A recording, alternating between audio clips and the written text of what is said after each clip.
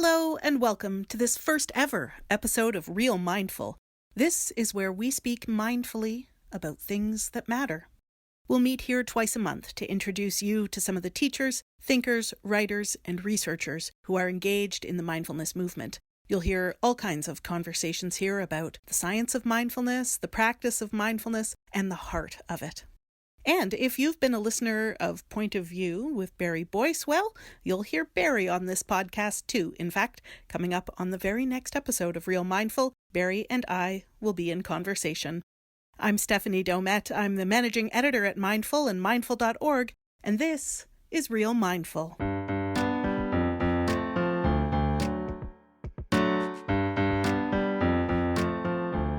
Being a crybaby was like being a target. That's Ruth King. She's one of this year's powerful women of the mindfulness movement, nominated by their peers and featured in the August issue of Mindful magazine. Ruth is a teacher, an author, and a clinical psychologist, and she's our guest on this episode of Real Mindful. Now, I spoke with her back in February, before the leaves were on the trees, and a time that felt deeply unsettled and unsettling. Ruth told me that for her, hate is non-negotiable. She doesn't want to hold on to it. Instead, she said, she remembers that we're connected, that we belong to each other, and she thinks about her granddaughter and the seeds that will bloom in her lifetime.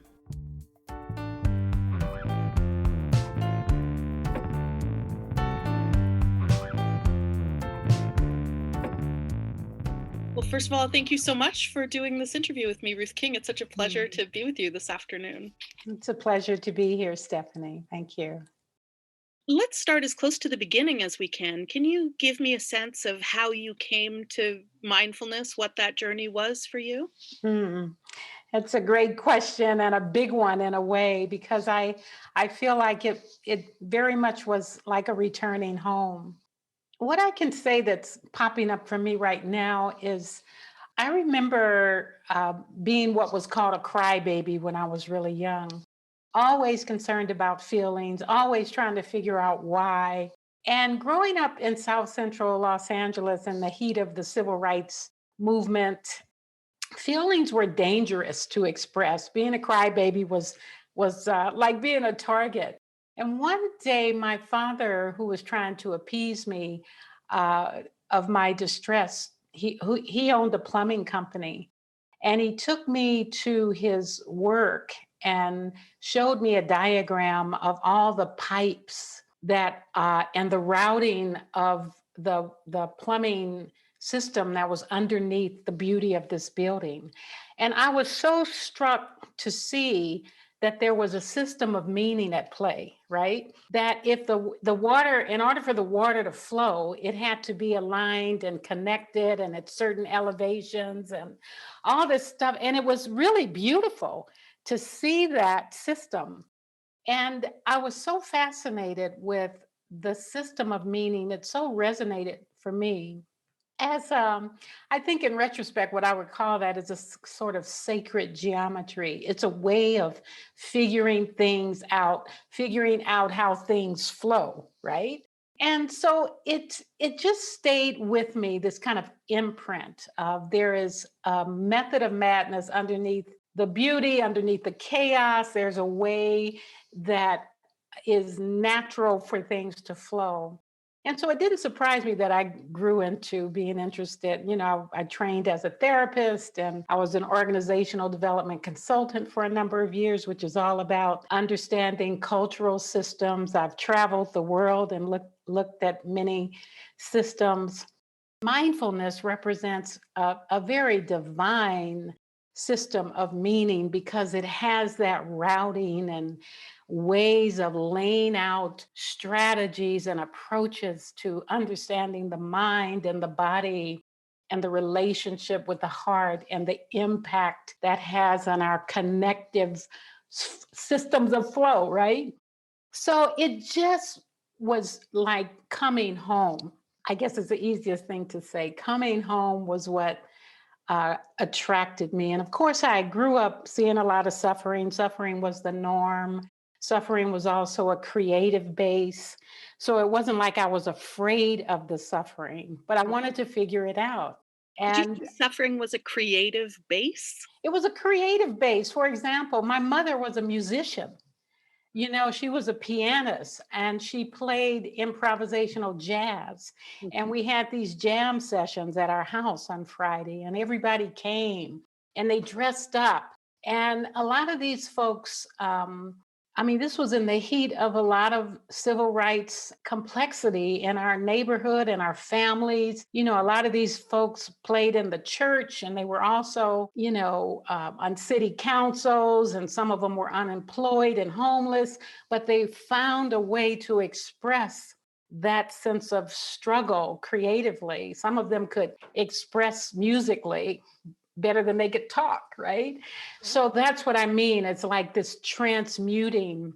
So my mother had this creative expression. My father had this system. And I think together it just created this freedom, I think, and lyricism inside my heart and mind that I could then bathe the crybaby, inconsolable parts of myself. And it just became a base of inquiry for me. And I think mindfulness just provided a practical way to step into investigation that had a more satisfying and nourishing response, because the answers outside of myself just weren't getting it.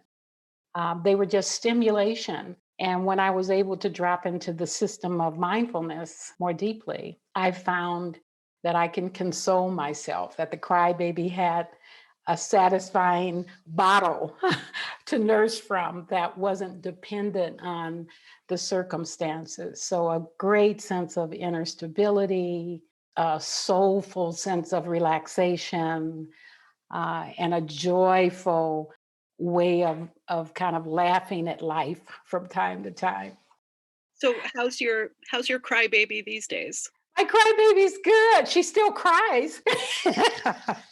She still cries, but she knows that crying is a comma. It's not a period, right? It's just here and now, and because there's a lot to cry about right now at this time, as you know. So I let my crybaby have her way. I don't put my crybaby in harm's way. I don't let her drive the car or go to the protest, right? I kind of take care of that part of me in a way that the release can happen without being a target. I love that idea that the crying is a comma, not a period. Can you Yeah. say a little bit more about that? Well, you just don't stop there. One of the things that mindfulness teaches you is that there is that what's happening in my mind is not personal, permanent, or perfect. So if crying is not permanent, then you can relax into the nature of it being impermanent. That what's happening right now is not going to be forever. And I've grown to trust that through the practice of mindfulness, because the minute you get still and close your eyes, the first thing you're going to notice is the fleeting nature of the mind, right? It's just constantly changing. Stuff pops and it goes away. It pops up and it goes away. Crying is like that. That's what I mean by a comma. When you sit with that enough and you can see both the tears as well as when they subside, after a while you start to trust that that's going to be the nature of it, and you know that from the inside. And so it's not the end of the story, a period. It's a comma, and then you can relax maybe more in what happens next, in the release of the tears. I think of that, the way you do improv on stage, you say yes and. Yes, Yeah. exactly. Yes, Yeah. it's like that, Yeah. right? And as you said, rightly so, there's a lot to cry about these days. Yeah. What a time to be alive. It's a time. It's a time. And it's a time to be awake. What's happening needs to be seen. And I do a lot of work around racial raising awareness, racial healing, understanding what you bring to racial harm and what you can bring to racial harmony. My work is very mindfulness based. So it's based in this idea of a comma, not a period. What's happening is not the end. We're always in the middle of something. And that trusting, or if you will, or that practice of trusting the impermanence, the imperfection, the impersonal nature of what's happening, actually, then you end up finding yourself, or at least I find myself in a place where I can be more responsive, less on fire, but more with fierce clarity about what I'm seeing, how I'm understanding it. Because at this stage as an elder, it's important to me to not waste my energy, to be very shrewd about where I place it. I want it to matter. I want it to have to make a difference. So I have to make sure that I have to set that up to make sure that happens in this world. So how we work with our energy is important. We're always planting seeds. So we need to really become more conscious of what they are because they're being planted, whether we're conscious of them or not.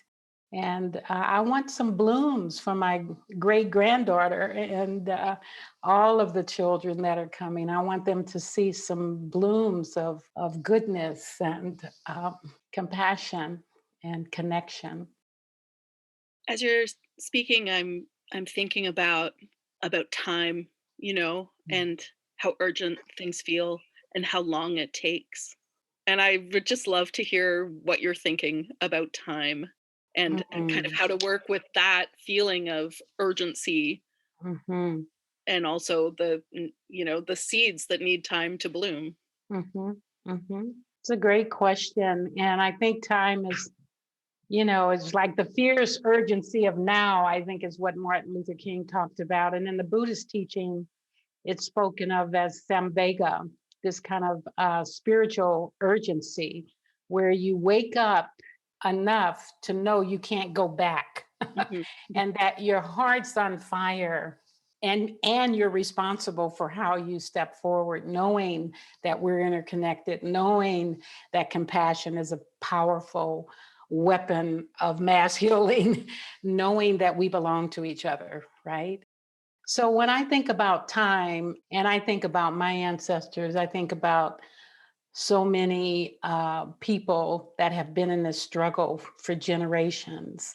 I think we have to extend our understanding of what this journey really represents. It's a life's work. So there might be a feeling of urgency, which is what I think we need to make friends with or to use more skillfully. But I don't think we should expect that it's going to be happen in the next moment or in our lifetime even, but that we are responsible for the seeds we plant because they will bloom. We're seeing blooms of what's been planted in the past. So our job is to plant the seeds, not to want to smell, not to harvest them necessarily right away. We can't rely, we're not in control of whether people do the right thing. We're control of how we represent what the right thing is Mm. and to put our heart in it to make sure we're not putting our heads in the sand and to make friends with the urgency that we feel, to bring some warmth and care to that because our body, mind, and heart is hurting when we are on fire that way. And too many of us that are in this fight are burned out, ill, diabetes. I mean, it's just a list. I've seen way too many of my dear ones die from this sense of time and impatience. It's not impatience because of course we want this to be over, right? It's horrible. And it seems to even be looking even crazier. And that's exactly what it is right now, and we must do what must be done. So this practice, I feel, is a real saving grace in the sense that I'm able to be a bit more stable, less reactive, more choiceful, take a deep breath when I feel like my heart is literally breaking, call up some friends to commiserate with and be affirmed, and then get back to the business of planting those seeds. The world needs our wise hearts right now. This is our time to really understand that this is a hot mess and it's not going to be over soon. It's been coming a long time. It'll be, you know. Sometimes I think about, when was there ever a time when it wasn't like this, right? Sometimes I think about that. So I just need to widen the trajectory so that I'm not suffocated in the urgency that's pressing, so that I can respond with more care and with more clarity. It's hard work, hey? Yeah, it is. So what do you draw on? Like what helps you kind of take your seat? Well, I love that question. It just is just moving all through me right now because it's so at the heart of it all, right? I mean, what do we rely on? What do I rely on? I rely. I feel like I rely on what's not always so frameable or so articulate or has language even. I rely on a deep knowing that we belong to each other. Yeah, I think what I rely on more than anything is this practice because it brings such stability and clarity, and it does create in me a certain spaciousness that supports room for both the beauty and the chaos. And I've noticed, I think, since being in the practice for this long, I feel like I'm trusting it more and able to rest in between the spaces of the craziness. I rely on that. I rely on knowing that the intensity I was feeling just this morning is not with me right in this moment, and that it is likely to rise again the minute I go watch the news, right? So that rhythm, that flow, the nature of it all, I rely on that plumbing system that's underneath the beauty and chaos of the world. I rely on knowing that when I look out at the bare trees in my backyard that don't have leaves right now, that they will in the springtime. So shifting life into nature, into its natural rhythm, and feeling that on the inside, feeling my own natural rhythms through this practice, and being awestruck by my capacity to care and love, awestruck by the simple call from, my granddaughter, awestruck that people that have been so harmed still can muster the energy to show up in protests and show up in caring ways. The medicine of that, the fact that people have been doing that for generations, that's how they roll. That's what it takes to stay open, clear-eyed, and also responsible. I rely on seeing people from many lifetimes being able to do that. My mother doing that with her jazz, my father doing that with his business, me doing that with my books and the work that I do, keeping hate out of the equation. It's a non-negotiable. That's just not in the mix. When I see that, I interrupt that as quickly as I can. In yourself and in others, you mean? In myself, of course, Yeah. I'm always pointing people to look at that dynamic in themselves. That's the nature of the work that I do, but especially in myself, it arises, right? It's a lot of things that can be triggering, and But it's non-negotiable. You won't hold that. I'm not holding the hate. It is a non-negotiable for me. Yeah. That's a new deal. Right? It's a new deal. It's been so great to speak with you. Oh, I've enjoyed it so much. oh, beautiful. Beautiful. Thank you, Stephanie.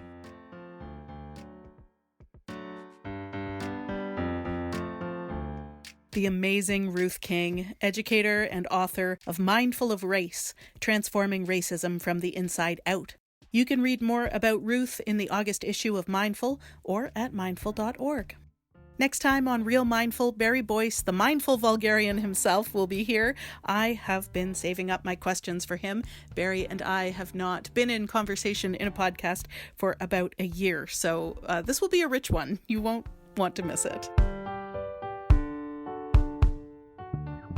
Meantime, if you enjoyed this episode of Real Mindful, perhaps you would leave us a review. You can find us on Spotify, iTunes, Google Podcasts, or, well, wherever you're listening from. Your review helps other listeners decide whether Real Mindful is right for them.